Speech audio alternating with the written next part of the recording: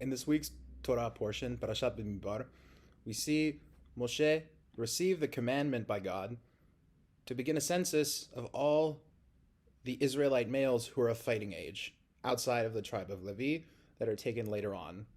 But in this first aliyah, we read in the first two lines, Se'ut rosh kol adat b'nei Israel lemishpechotam lebeit avotam b'mispar shemot kol zachar legolgolotam מבין 20 שנה ומעלה, כל יוצאי צבא בישראל, תפקדו אותם, לצבאותם, אתה ואהרון. And I'd like to compare this with a passage that is in Sefer Yeshayahu, chapter 40, verse 26. שאו מרום עיניכם וראו מי ברא אלה, המוציא במספר צבאם, לכולם בשם יקרא, מרוב אונים ואמיץ כוח איש לא נעדר. So we see that the Jewish people and the stars of the heavens are both discussed in the same way, that they both act as tzivaot, as legions.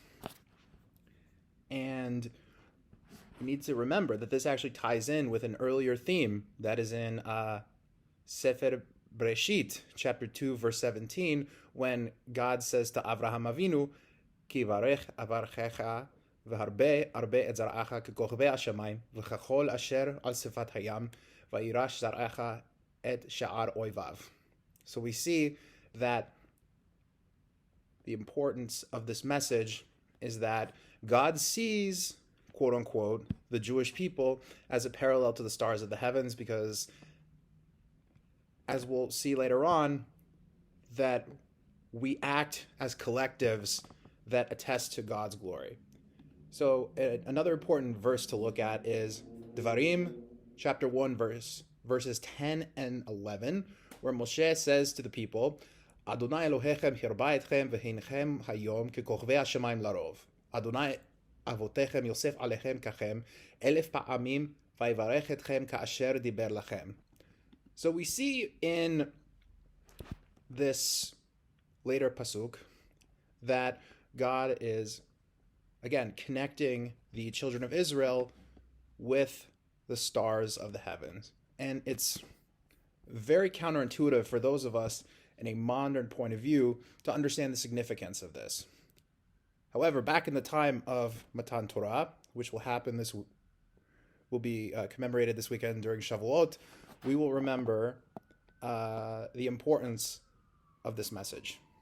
In the ancient world, particularly in ancient Mesopotamia and Canaan, the stars were actually seen as minor deities, the creations of the paternal deities known as Marduk or El in the various pantheons. And the stars acted as demigods who carried out their master's whims in the heavens. And in Egypt, from where our ancestors exited in the Exodus, that the stars were seen as actual manifestations of various deities, as well as pharaohs who had passed on into the next world. So by the time that Moshe and Aharon received this commandment, and they were, again, bringing these messages to the Jewish people, it did have a particular poignancy for them, because this was a very common motif in those days. This image essentially means that the Jewish people are acting as the legions of heaven. God is saying that beyond him there is no power in heaven that is worthy of worship or controls the destiny of the universe. And it is our duty to carry out his commandments, worship him, and ensure that his will is fulfilled on earth. And one fact that further bolsters this interpretation is the count of the tribe of Binyamin, 35,400 men, which is 1,000 times the total days in a Mesopotamian lunar calendar. So we see that this astrological imagery, in fact, is linked to the consciousness of the early Israelites, and utilizing the importance of enacting the mitzvot of God.